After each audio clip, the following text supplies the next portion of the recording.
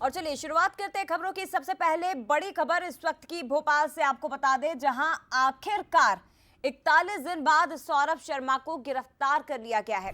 Lokayukta office में सौरभ शर्मा ने खुद सरेंडर किया। भारी पुलिस बल की मौजूदगी में सुरक्षा के बीच सौरभ शर्मा कोर्ट पहुंचता है, लोकायुक्त ऑफिस में सरेंडर करता है। सौरभ शर्मा का सबसे पहले अपडेट बंसल न्यूज पर ही आपको बताया। बंसल न्यूज पर सबसे पहले सबसे तेज हमने एक खबर दिखाई कि सौरभ शर्मा कोर्ट पहुंच चुका है और सरेंडर उसने कर दिया है। इसी के साथ आपको यह भी बता दें कि सौरभ शर्मा बड़ा खुलासा कर सकता है।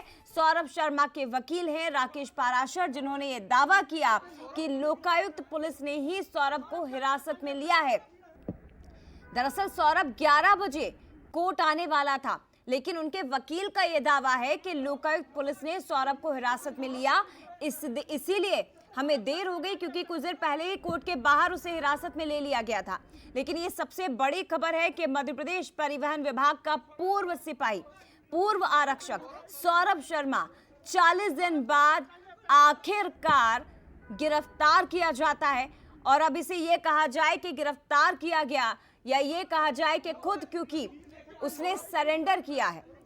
और ये बहुत महत्वपूर्ण खबर है। सौरभ शर्मा वो शख्स जो करोड़ों की बेनामी संपत्ति अर्जित करता है महज 8 साल की आरक्षक की नौकरी में, और उसके बाद 3 एजेंसीज को छका देता है। अपने हिसाब से उसके सारे काम होते हैं। जब वो चाहता है तो अपने हिसाब से फरार हो जाता है और उसके बाद खुद कोर्ट पहुंचकर सरेंडर कर देता है। लेकिन ये घटना अभी भी कई सवाल खड़े कर रही है। आज उसको उपस्थित होने के लिए कहा था और हम लोग आ गए थे, लेकिन सौरभ शर्मा जब कोर्ट आ रहे थे तो कोर्ट प्रीमाइसेस के बाहर लोकायुक्त पुलिस ने उसको गिरफ्तार बताया। ये गिरफ्तारी इलीगल है, इसका हम आवेदन अभी माननीय न्यायालय को लगा रहे हैं। तो वकील को आपने सुना सौरभ शर्मा कि वो ये कहते हैं कि लोकायुक्त पुलिस ने सौरभ को हिरासत में लिया, उन्हें गिरफ्तार कर लिया, जबकि ये इनलीगल है। ये सवाल वकील की ओर से उठाए गए हैं। लेकिन और ज्यादा अपडेट के लिए सीधे हम रंजना दुबे का रुख करते हैं। हमारे साथ इस वक्त लाइव जुड़ी हुई है, कोर्ट के बाहर वो मौजूद है, और बंसल न्यूज ने ही सबसे पहले ये खबर दर्शकों तक पहुंचाई थी, रंजना, कि सौरभ शर्मा कोर्ट पहुंच गया है, उसकी गिरफ्तारी हो चुकी है। लेकिन फिलहाल क्या अपडेट वो बताइए, उसके बाद आगे सवाल पूछते हैं। देखिए, सुबह से इंतजार था कि सौरभ शर्मा आज आत्मसमर्पण करने के लिए, सरेंडर करने के लिए जिला कोर्ट की जो विशेष अदालत है उसमें पहुंचेंगे, और समय भी निर्धारित था 11 बजे का जया। और जैसा जो उनके वकील हैं सौरभ शर्मा के, वो ये कह रहे हैं कि सौरभ यहां पर पहुंच रहे थे सरेंडर करने के लिए, जो कि कल उनको समय दिया गया था, क्योंकि डायरी नहीं थी। आज वो यहाँ पहुंच ही रहे थे, लेकिन उससे पहले ही लोकायुक्त पुलिस ने उनको हिरासत में ले लिया और वो यहाँ पर नहीं पहुँच सके कोर्ट में। और इसी को लेकर आप उनके वकील का ये दावा है कि उन्होंने इस गिरफ्तारी को, इस हिरासत को इलीगल बताया है, और इसी के खिलाफ अब उन्होंने एक जो आवेदन है वो दिया है इस हिरासत में लेने को, कि ये पूरी तरह से इलीगल है, क्योंकि जब वो सरेंडर करने के लिए पहुंच रहे थे तो इससे पहले लोकायुक्त पुलिस ने उनको हिरासत में क्यों लिया, और इसी को लेकर आवेदन लिया है। लेकिन अब जो लोकायुक्त पुलिस है वो ये दावा कर रही है कि उनको कल ही हिरासत में ले लिया गया था। लेकिन अभी फिलहाल जो सौरभ शर्मा है वो लोकायुक्त के पास में है, लगातार उनसे पूछताछ की जा रही है, क्योंकि जो सवाल ये भी है कि पूरे 1 महीने, यानी लगभग 1 महीने से लगातार सौरभ शर्मा को लेकर लगातार जो खुफिया एजेंसियां हैं वो इस बात को लेकर जांच कर रही थी कि आखिर सौरभ शर्मा कहां है,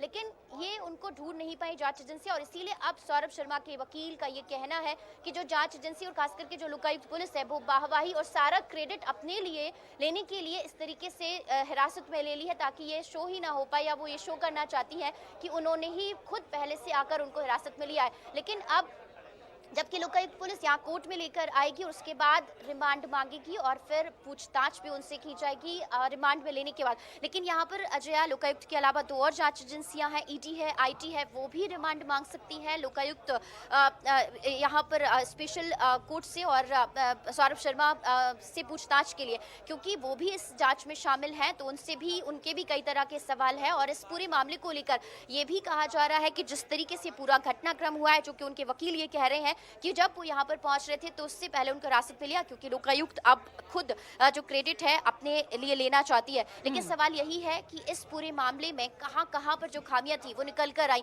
जब इतने दिनों से सौरभ शर्मा बाहर था, या फिर उसकी लोकेशन भारत में ही कहीं आसपास, मध्य प्रदेश में ही कहीं शो हो रही थी या दिल्ली में शो हो रही थी, तो आखिर जांच एजेंसियां उसे पहले से हिरासत में क्यों नहीं ले पाई? और ये भी जो उनके वकील है उन्होंने कहा है कि उन्होंने जांच लेकिन रजना, लोकायुक्त की टीम अपनी पीठ कैसे थपथपा सकती है? जबकि जब कार्रवाई की जा रही थी, जब छापा मारा जा रहा था, उस समय सौरभ शर्मा अचानक से गायब हो जाता है। कार्रवाई के दूसरे दिन एक गाड़ी उसी इलाके में मूवमेंट करती है जहां लोकायुक्त की कार्रवाई चल रही होती है। 40 दिन भारत के ही अलग अलग हिस्सों में सौरभ शर्मा रहता है, कभी हरिद्वार, कभी ऋषिकेश और कभी वैष्णो देवी के दर्शनों के लिए पहुंचता है, ऐसी खबरें हैं। और अचानक से वो खुद आकर सरेंडर कर देता है, एक लेटर पहुंचा देता है और आज आकर सरेंडर करता है। और फिर लोकायुक्त की टीम कहती है कि उसे गिरफ्तार कर लिया गया। आखिर कैसे पीठ थपथपा रही है? जय, यही है और यही सवाल हम भी लगातार खड़े कर रहे हैं और आप भी इसी तरह के सवाल खड़े कर रही हैं। और यही सवाल अब जांच एजेंसियों पर है कि जब कल सौरभ शर्मा यहाँ पर आत्मसमर्पण करने के लिए, सरेंडर करने के लिए पहुंचा था, तो तब से लेकर अब तक, यानी पूरे जो इतने लंबे घंटों का जो वक्त है, वो जांच एजेंसियों को लेकर सवाल यही खड़े कर रहा है कि क्या उस वक्त वो खोज नहीं पाए, जबकि उनके वकील ने साफ कहा है कि सौरभ भोपाल में ही थे। तो जांच एजेंसियां यानी लोकायुक्त सबसे पहले जिन्होंने इस पूरे मामले में सबसे पहले ये मैं लौटूंगी आपके पास, और भी कई सवाल हैं, आप बने रहेगा, लेकिन अपडेट भी आपसे लेंगे। और भी कई सवाल है, मैं लौटूंगी आपके पास रंजना। लेकिन दो राजनीतिक मेहमान इस वक्त हमारे साथ जुड़ गए हैं। बीजेपी प्रवक्ता पंकज चतुर्वेदी जी, कांग्रेस प्रवक्ता फिरोज सिद्दीकी जी हमारे साथ इस वक्त जुड़ गए हैं। दोनों का बहुत स्वागत। पंकज जी, सबसे पहले आपसे ही मेरा सवाल है, जीरो टॉलरेंस की नीति अपनाने वाले हम, या फिर मध्य प्रदेश में ये कहा जाता है कि सरकार जीरो टॉलरेंस की नीति अपना रही है, लेकिन यहाँ पर एक पूर्व आरक्षक जो करोड़ों की संपत्ति अर्जित करता है और फिर 40 दिन से ज्यादा समय तक अपने हिसाब से वो गायब रहता है और फिर अपने हिसाब से वो वापस आ जाता है, कैसे? देखिए जय जी, ये सब अनुमान है कि कोई आरोपी अपराधी अपने हिसाब से गायब हुआ, अपने हिसाब से आया। और आज भी जो उसकी अरेस्टिंग, जैसा सौरभ के वकील ने आप मीडिया के मित्रों को बताया, वो नियम अनुसार है। और कोई भी जो जांच एजेंसी है, चाहे वो लोकायुक्त की पुलिस हो या पुलिस हो, वो न्याय की परिधि के भीतर काम करती है। और सौरभ शर्मा कहाँ था, कब तक था, भोपाल में था, नहीं था, भोपाल के भारत के बाहर था, नहीं था, ये सब तो चीजें जब सौरभ शर्मा अब जब पुलिस की हिरासत में है और जब सौरभ शर्मा से पूछताछ होगी तब चीजें सामने आएंगी। तो मुझे लगता है कि वो आ गया फिर चला गया, ये सब जय जी अभी अनुमान है। जिस प्रकार का कल अनुमान था कि सौरभ शर्मा ने सरेंडर कर दिया, लेकिन कल सरेंडर नहीं था, कल खाली एप्लीकेशन थी। तो मुझे लगता है कि हम सबको इस बात को स्वीकार करना चाहिए जो आपने कहा कि भ्रष्टाचार को लेकर हमारी जीरो टॉलरेंस है, थी और रहेगी। और मुख्यमंत्री जी ने स्वयं इस विषय में, जब ये विषय प्रारंभ हुआ तो सबके सामने, मीडिया के सामने पब्लिकली कहा है कि इस सारे विषय में अधिकतम और उच्चतम स्तर की जांच होगी, कोई आरोपी हो उसको बख्शा नहीं जाएगा। तो आज भी हम इस पर कायम हैं। लेकिन पंकज जी, सवाल ये भी खड़ा होता है कि हम वही हैं जो तहव्वुर राणा का अमेरिका से प्रत्यर्पण करवा लेते हैं, वहां हमारी कोशिशें सफल हो जाती है, लेकिन यहाँ पर तीन एजेंसीज मिलकर एक सौरभ शर्मा को नहीं पकड़ पाई। ये तो सवाल खड़े होंगे ना सर? ऐसा लग रहा है कि सारी स्क्रिप्ट सौरभ शर्मा अपने हिसाब से खुद ही लिख रहा है, पूरी पटकथा उसने खुद लिखी है।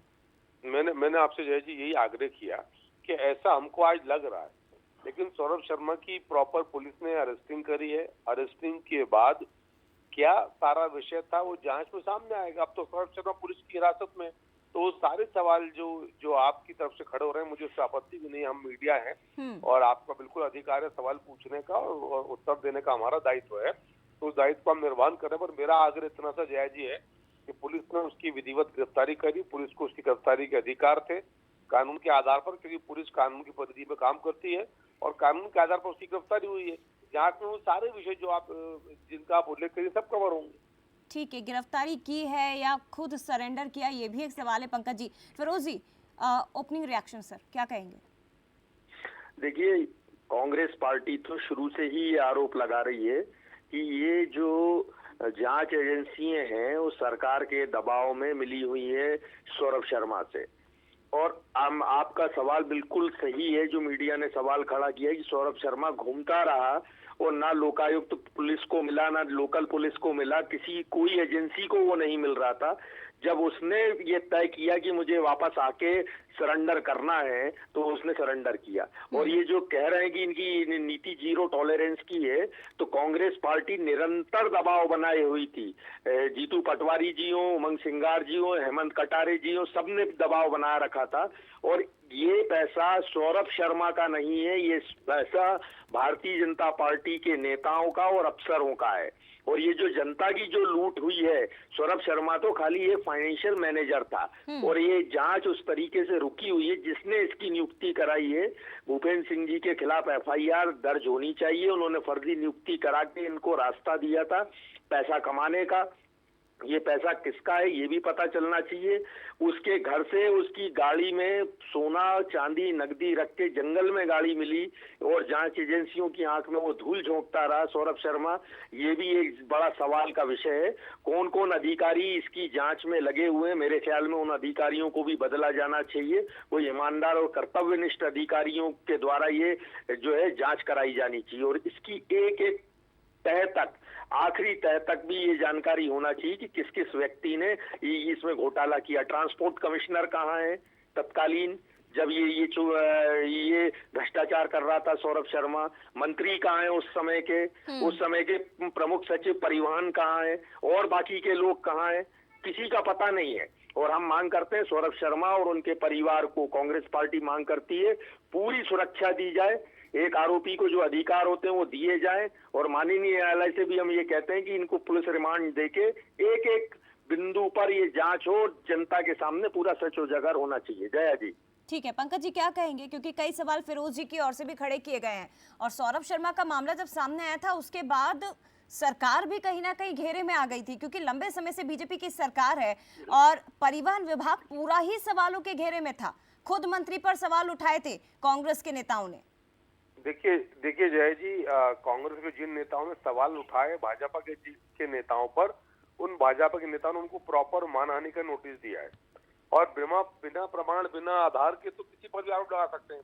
हम तो कह रहे हैं कि दिग्विजय सिंह जी की सरकार के समय भ्रष्टाचार था परिवहन में। दिग्विजय सिंह ने स्वयं कहा कि उनको सब पता है क्या होता है। तो पता है तो क्या दिग्विजय सिंह जी वही करते हैं क्या? जय जी, सवाल आरोप लगाने या आरोप का उत्तर देने का नहीं। सवाल ये है कि सारे घटनाक्रम में जिस प्रकार की गंभीर जांच की आवश्यकता थी वो सरकार के स्तर पर है। लोकायुक्त की जैसी संस्थाएं, ईडी की जैसी संस्थाएं जो बड़ी एजेंसी है, revenue board of intelligence, income tax department, तीन चार संस्थाएं सारे घटनाक्रम में है। स्वयं आदरणीय मुख्यमंत्री जी ने कहा कि सारे विषय में जो अधिकतम और उच्चतम स्तर की जांच है वो जांच होगी। जिस एजेंसी की आवश्यकता वो काम करेगी। और जब सौरभ शर्मा को पुलिस ने बाकायदा गिरफ्तार किया, लेकिन पंकज जी इस बात से क्या आप इनकार कर पाएंगे कि 2015 में जब सौरभ शर्मा के पिताजी जो सरकारी डॉक्टर थे और सौरभ शर्मा के पिता के निधन के बाद उनकी नियुक्ति, अनुकंपा नियुक्ति जो होती है वो परिवहन विभाग में आरक्षक के पद पर हो जाती है। अब इतनी केवल 5 से 6 साल की नौकरी के बीच अगर करोड़ों की संपत्ति वो हासिल कर लेता है तो कोई ना कोई संरक्षण तो होगा ना सर। बिना संरक्षण के कैसे संभव है? देखिए जय जी, मैं आपके सवाल के साथ में हूँ और यही काम जांच की प्रक्रिया में सामने आएगा कि सौरभ शर्मा की नियुक्ति की प्रक्रिया में क्या किसी प्रकार की कोई गड़बड़ी थी क्या? हमने उजागर कर दी है पंकज जी, उजागर कर दी। वो नियम विरुद्ध हुई थी। वो मेरा उत्तर एफआईआर के लिए पुख्ता एविडेंस है, प्राइमरी जो एविडेंस है वो है भूपेंद्र सिंह जी के खिलाफ उनकी आ रही हूँ, एक बार उनकी बात कंप्लीट हो जाने दीजिए, मैं आपके पास से आ रही हूँ। जी मेरा आग्रह है कि जो भी प्रश्न है उन सारे प्रश्नों के उत्तर सौरभ शर्मा की गिरफ्तारी के बाद जांच की पूरी प्रक्रिया सबके सामने आएंगे कि सौरभ शर्मा की नियुक्ति वैध थी, अवैध थी, नियमितता थी, अनियमितता थी। सौरभ शर्मा की पदस्थापना में अनियमितता थी या नियमित रूप से थी। ये जो सारा पैसा भ्रष्टाचार का है वो सौरभ शर्मा की उसमें क्या भूमिका थी, कौन इसका सूत्रधार, जिम्मेदार, हिस्सेदार, भागीदार है?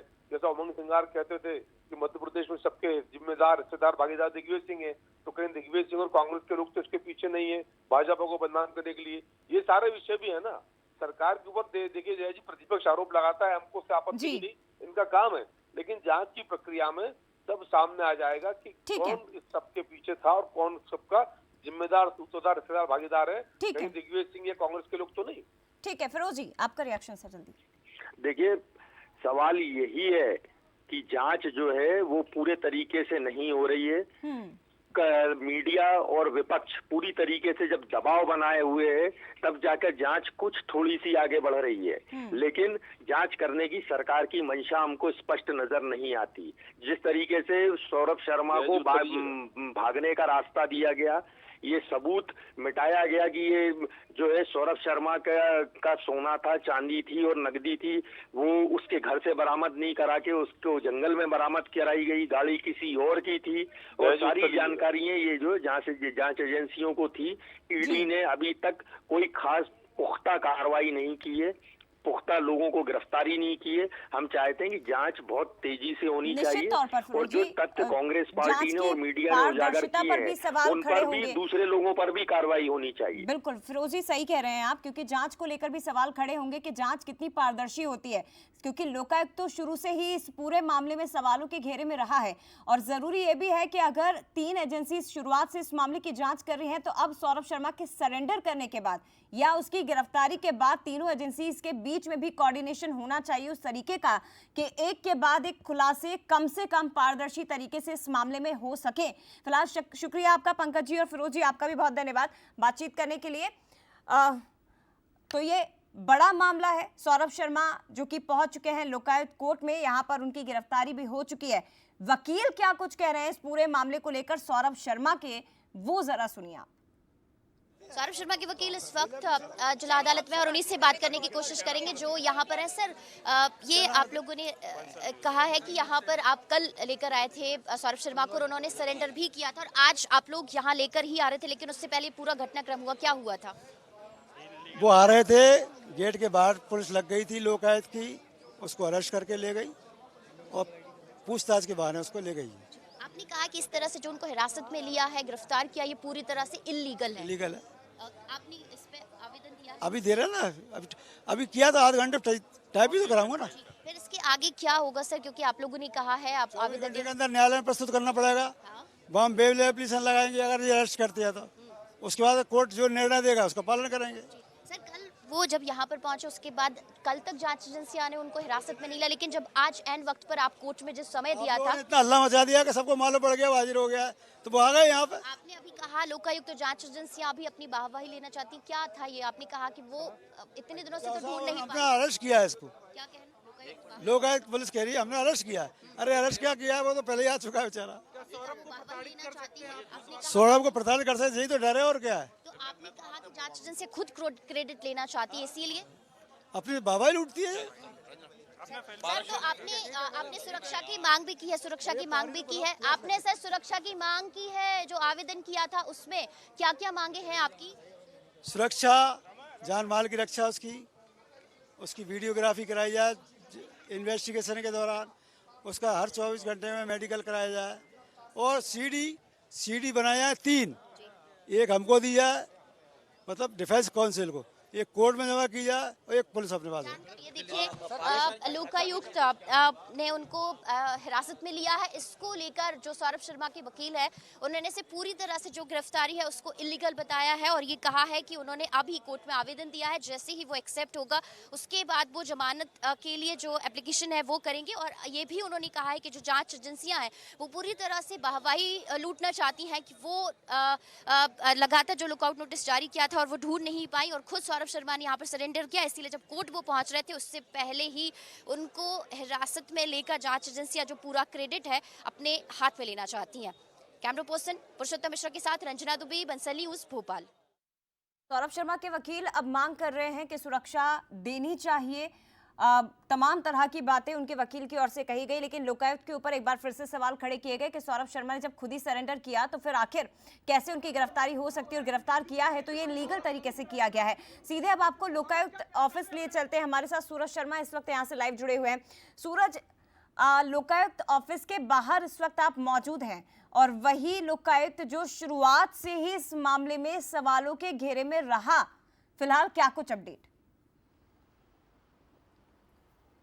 देखिए बिल्कुल शायद शुरुआत की बात हो या अभी भी सवालों के घेरे में कि आखिर जिस तरीके से कल जब सौरभ शर्मा के वकील के साथ वो कोर्ट पहुंचे थे सरेंडर करने, उस समय लोकायुक्त ने कार्रवाई किया थी और जिस तरीके से आज उनके वकील भी कह रहे हैं कि हम कोर्ट पहुंचे थे लेकिन उसके पहले लोकायुक्त के अधिकारी सौरभ को अपने साथ ले गए। और लेकर कहाँ हैं, ये लोकायुक्त का दफ्तर आपको नजर आ रहा है। आप तस्वीरें देखिए, मैन चैनल गेट नजर आ रहा है जहाँ पर ताला बंद किया हुआ है, पुलिस यहाँ पर तैनात है सुरक्षा की दृष्टि से।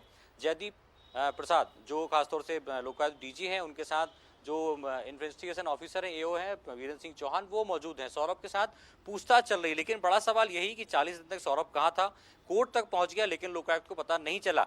लेकिन आज जिस तरीके की सुबह का जो माहौल रहा, वो कैसे पूरा घटनाक्रम रहा, हमारे साथ सहयोगी सनी मालवी भी हैं। सनी, सुबह 10 बजे आप यहाँ आए थे, उस समय क्या नजारा था, कितना सुरक्षा कर्मी यहाँ पर पहुंचे थे और सौरभ की एंट्री कैसे हुई?